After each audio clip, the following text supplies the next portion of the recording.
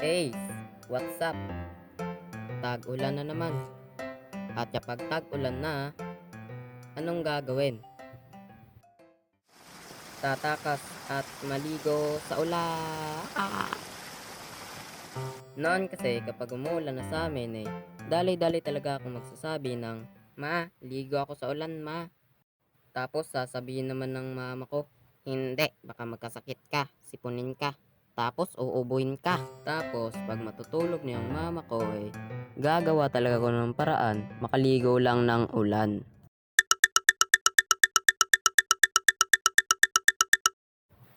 Sa wakas makakaligo na rin ng ulan. At saan ka naman pupunta, bata ka? Ay, wala po ma. Hehe.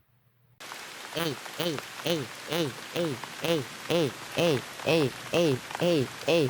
Buti pa sila, naligo sa ulan. Ako hindi. Naks. Tingnan mo si Jeboy, hindi pinaligo sa ulan. Ha! Wah! Nanggigigil talaga ako kapag naririnig ko yun.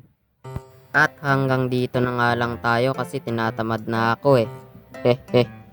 At babaguhin ko na lang art style ko. Kasi parang chubby ako kanina Mas maganda siguro kung ganito na lang. Para pogi. Abangan nyo rin part na ito mga lodi. Promise gagandan ko na. Para sulit naman yung paghihintay nyo. At sana patuloy pa rin kayong susuporta sa channel ko. At sa part 2 na din yung shoutout. Bye bye.